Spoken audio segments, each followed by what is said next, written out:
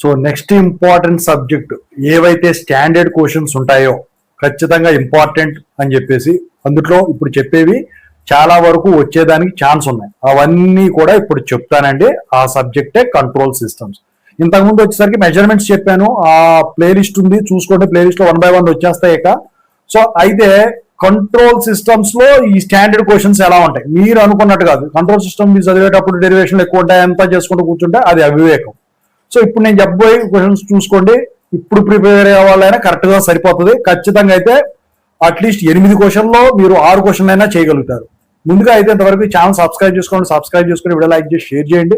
మీకు ఏమైనా నాతో మాట్లాడాలంటే కాల్ మీ 4 ద్వారా కాల్ చేయండి. Telugu engineering Telegram channel, WhatsApp channel join అవ్వండి. వీడియో అయిపోయి టాపిక్ లో వెళితే మీరు జనరల్ గా చదివేటప్పుడు open loop control system, close loop control system గురించి చదువుతారు. అయితే అందుట్లో వచ్చేసరికి సెన్సిటివిటీని నెగ్లెక్ట్ చేస్తారు. సెన్సిటివిటీ మీద ఖచ్చితంగా అయితే క్వశ్చన్ ఉంటుందండి, effect of variation of sensitivity అని. అందుట్లో వచ్చేసరికి మీరు తెలుసుకోవాల్సింది సెన్సిటివిటీ ఎందుకు యూజ్ చేస్తారు, to reduce the sensitivity of the system to parameter variations. So దానికోసం ఓకేనా, ఆప్షన్ ఖచ్చితంగా అదే ఉంటుంది. అది ఉంటే కనుక అదే ఆన్సర్ అవుతుంది. కాదు మిగతా ఎఫెక్ట్స్ కూడా తెలుసుకున్నాం, పెంచితే ఏమవుతుంది, తగ్గిస్తే ఏమవుతుంది ఇవన్నీ అనుకుంటే అది కూడా ఇచ్చాడు అనుకోండి, ఆల్ ద అబౌవ్ ఉంటుంది క్వశ్చన్. ఇక క్లోజ్డ్ లూప్ కి వచ్చేసరికి ట్రాన్స్ఫర్ ఫంక్షన్ అంటే ఏంటి, Laplace transform output, Laplace transform input, ఖచ్చితంగా అది ఇస్తాడండి క్వశ్చన్. అయితే ఇక్కడ క్లోజ్డ్ లూప్ కి వచ్చేసరికి అవుట్పుట్ C(S) అంటే ఎస్ డొమైన్ లో మార్చాలి. మనం ట్రాన్స్ఫర్ ఫంక్షన్ కనుక్కోవాలంటే ఖచ్చితంగా టైం నుంచి ఎస్ డొమైన్ లో లాప్లాస్ ట్రాన్స్ఫార్మ్ అప్లై చేసి మార్చాలి. అయితే C(S) = R(S) × G((1 + G((H))). అయితే ట్రాన్స్ఫర్ ఫంక్షన్ మాత్రం వేరు. ఏమవుతుంది అది క్లోజ్డ్ లూప్ కి G((1 + G((H))). కానీ ఓపెన్ లూప్ కి వచ్చేసరికి ట్రాన్స్ఫర్ ఫంక్షన్ G((H)) అవుతుంది.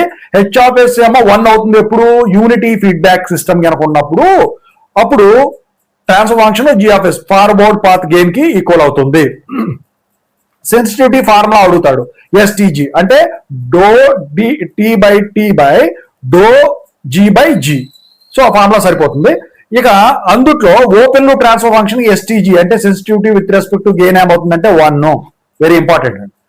ఇక with respect to feedback path వచ్చేసరికి ఆ ఫార్ములా ఏమవుతుంది, -GH అంటే -G((S) × H((S) / 1 + G((S) × H)". దాని మీద ఇస్తాడు. అయితే ఇక్కడ వీళ్ళు వచ్చేసరికి ఎక్కువ శాతం ఇచ్చేది ఏంటంటే, ఫర్ ఎగ్జాంపుల్ బ్లాక్ డయాగ్రామ్స్ ఉన్నాయి, దాంట్లో సమ్మింగ్ పాయింట్ ఉంది. సమ్మింగ్ పాయింట్ లో ఉన్నప్పుడు బ్లాక్ అవతల గనక సమ్మింగ్ పాయింట్ మూవ్ చేస్తే గెయిన్ ఏమవుతుంది, గెయిన్ G తో మల్టిప్లై అవుతుంది. అదే సమ్మింగ్ పాయింట్ కనుక బ్లాక్ ముందుకు గనక తీసుకెళ్తే 1/G తో మల్టిప్లై అవుతుంది. అదే టేక్ ఆఫ్ పాయింట్ అనుకోండి, బ్లాక్ అవతల పక్క తీసుకెళ్తే దీనికి రివర్స్ 1/G, బ్లాక్ ముందుకు తీసుకెళ్తే దానికి రివర్స్ G అవుతుంది. ఓకేనా. సో దాని మీద అడుగుతాడు. ఇక సిగ్నల్ ఫ్లో గ్రాఫ్ లో వచ్చేసరికి ఫార్ములా అడుగుతాడు.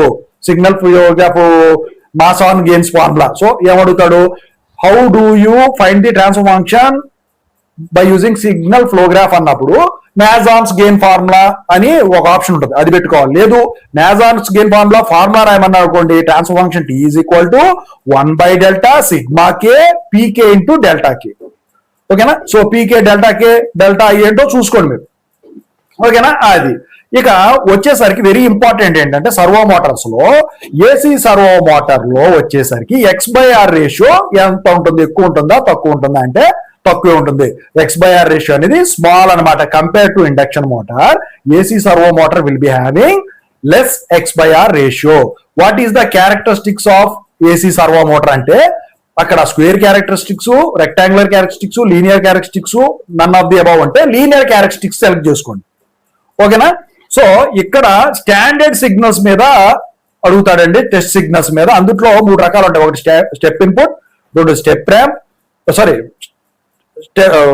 Unit step, unit ramp, unit parabolic ఉంటాయండి. ఇవి కాకుండా ఇంపల్స్ కూడా ఉంటుంది.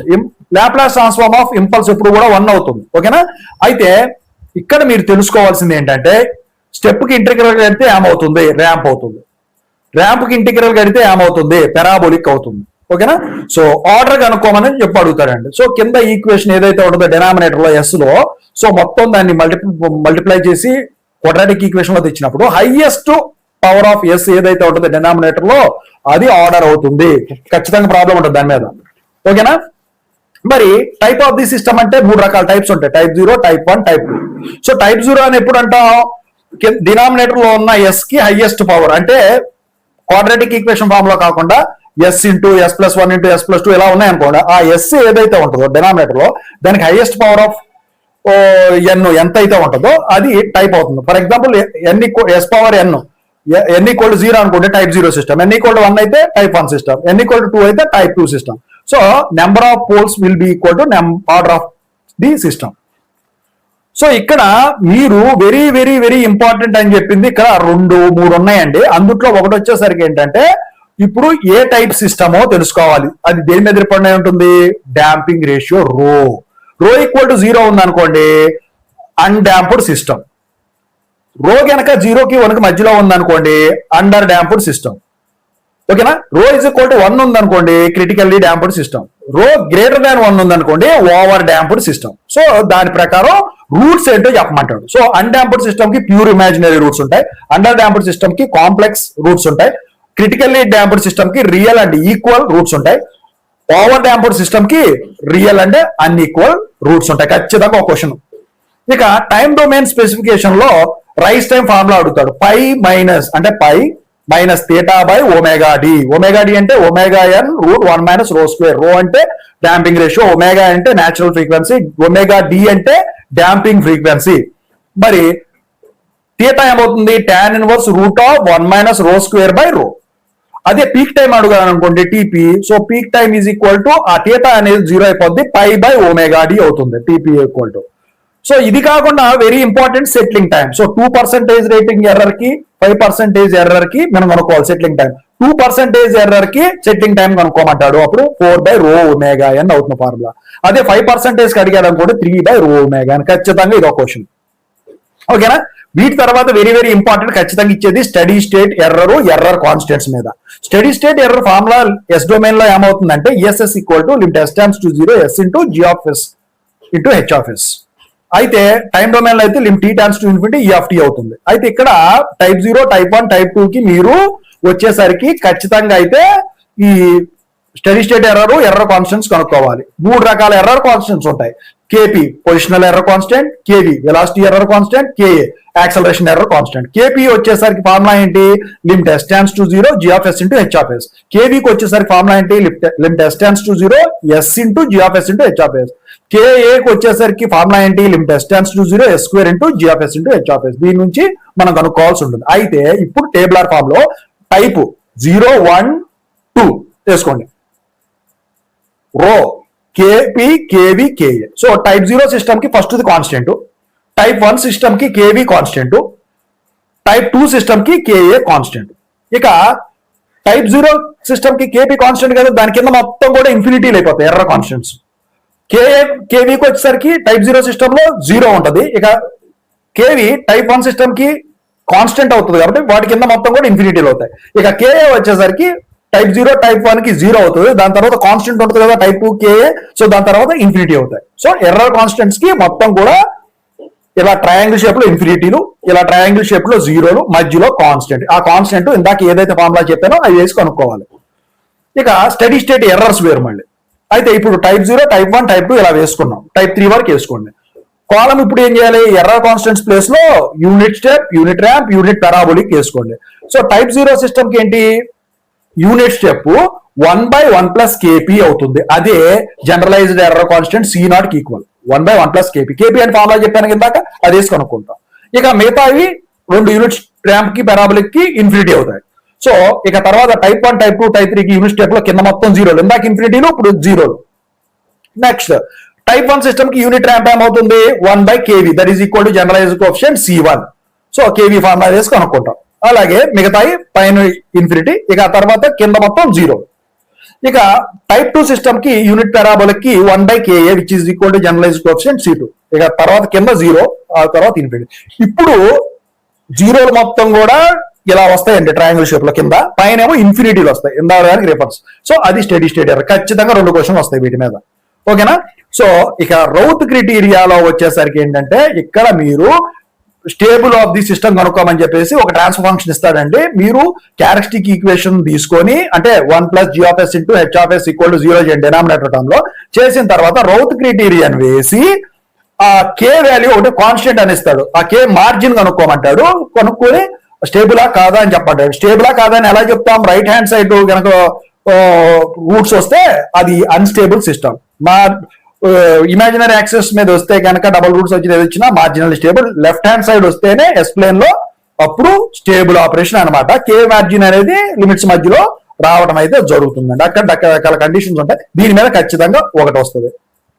ఇక రూట్ లాకస్ లో వచ్చేసరికి ఏం జరుగుతుందంటే ఏమడుగుతాడంటే అసిమ్ప్టోటిక్ యాంగిల్ కనుక్కోమంటాడు. అసిమ్ప్టోటిక్ యాంగిల్ ఏంటి formula? θ = 2q + 1 × 180 degrees / p - z. p అంటే పోల్స్, జెడ్ అంటే జీరోస్. గుర్తుంచుకోండి, ఒక ట్రాన్స్ఫర్ ఫంక్షన్ ఇచ్చినప్పుడు పైన ఉండే జీరోలు, కింద ఉండే పోల్స్. ఓకేనా? మరి ఈ 2q + 1 లో q ఏంటి? q = 0 1 2 so on p - z - 1. ఇక ఆ తర్వాత కనుక్కోమన్నాడు ఈ అసిమ్ప్టోటిక్స్ సెంట్రాయిడ్ కనుక్కోమన్నాడు. సెంట్రాయిడ్ ఏమవుతుంది formula? Sigma real part of poles of g(s) × h(s) - sigma real part of zeros of g(s) × h(s) / p - z. So ఖచ్చితంగా దాని మీద కూడా ఒక క్వశ్చన్ అనేది వాళ్ళు ఇవ్వడం అయితే జరుగుతుంది. ఇక వెరీ వెరీ ఇంపార్టెంట్ ఏంటంటే ఇందులో ఇప్పుడు ఓపెన్ లూప్ పోల్స్ కనుక యాడ్ చేసామనుకోండి దాని ఎఫెక్ట్ ఏంటి అని అడుగుతాడు. అప్పుడు ఏమవుతుందంటే రూట్ లాకస్ అనేది right hand side of S plane వరకు మూవ్ అవుతుంది. ఆసిలేషన్స్ అనేవి ఎక్కువ వస్తాయి. అదే జీరోస్ యాడ్ చేసామనుకోండి వాట్ ఈస్ ద ఎఫెక్ట్ అంటే లెఫ్ట్ సైడ్ వెళ్ళిపోతుందండి. రూట్ లాకస్ అనేది మూవ్ అవుతుంది, ఆసిలేషన్స్ అనేవి తగ్గుతాయి అనమాట. ఇక తర్వాత lag lead lag compensator. So ఇక్కడ వచ్చేసరికి ఏమడుగుతాడంటే మీకు సో ఈ లీడ్ కాంపెన్సేటర్ వచ్చేసరికి ఏ type filter? High pass filter. So అక్కడ ప్రాబ్లం ఇస్తాడండి. ఏంటిదంటే జెడ్సి పిసి ఇస్తాడు. Poles zeros, compensated zeros, compensated poles ఇస్తాడు.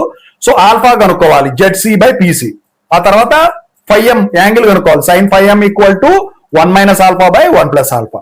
అది లీడ్ కాంపెన్సేటర్ కి. సో ఇక ల్యాగ్ కాంపెన్సేటర్ వచ్చేసరికి లో పాస్ ఫిల్టర్ కింద యాక్ట్ చేస్తుందండి. సేమ్ ఆల్ఫా ప్లేస్ లో ఇక్కడ బీటా వస్తుంది. ఫార్ములా సేమ్ అనమాట. ఎక్కడ యూజ్ చేస్తారు?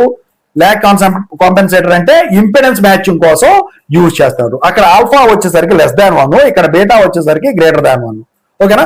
ఇవి కాకుండా ఇంకో ఫార్ములా ఉంది. ఏంటంటే ωm = అంటే face lead, maximum face lead ఎక్కడ వస్తుంది అని అడుగుతాడు.